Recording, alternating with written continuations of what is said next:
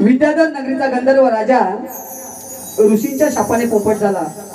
विद्याधर नगरीचा गंधर्व राजा ऋषींच्या शापाने पोपट झाला। त्याचा जन्म कैलास शिखराच्या पायथ्याशी रोहिणी वृक्षावर झाला। त्याचा जन्म कैलास शिखराच्या पायथ्याशी रोहिणी वृक्षावर झाला। तर त्याला 3 जन्म भोगावे लागले। तर ती शापमुक्त होण्यासाठी दरबारात पिंजरा कोणी फिरवला व त्याचे नाव काय?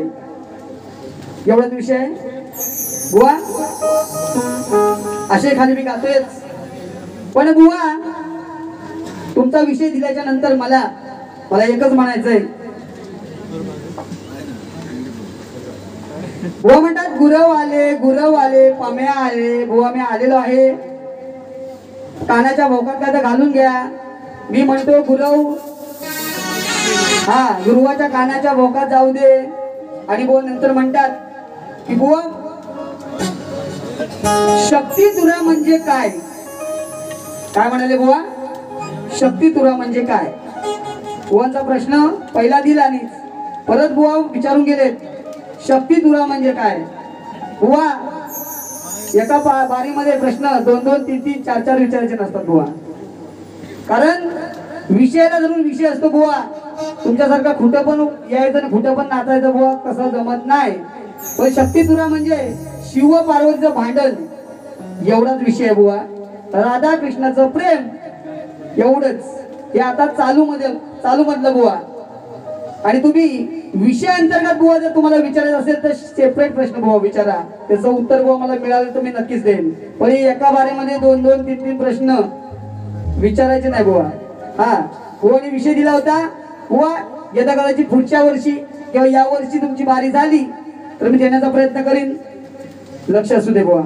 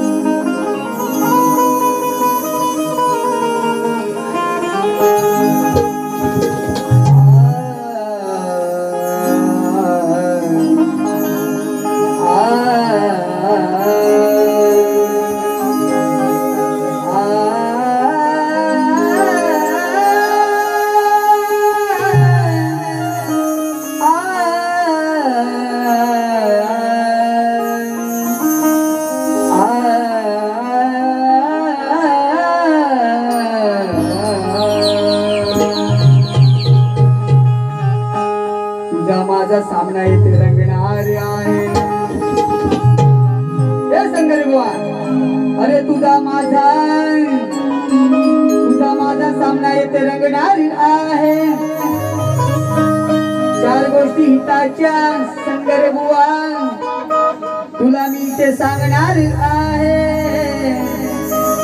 आणि तुझ्या मानेवर पाय देऊन हा प्रमोशाही येथे जिंकणार आहे.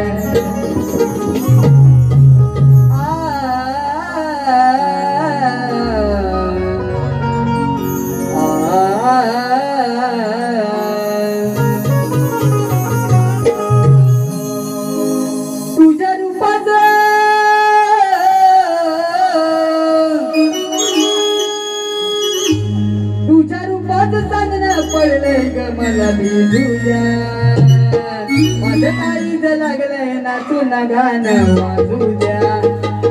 माझं काळीज लागलंय नाचून गाणं वाजू द्या.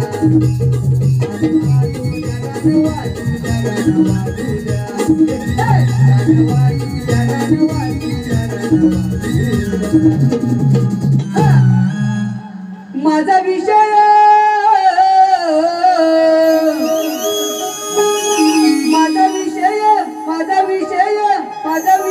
तुझ्यावर आज बुवा मी. हे शंकर बुवा, हे ग्रंथाधारी बाण तुझ्यावर आज मारीला.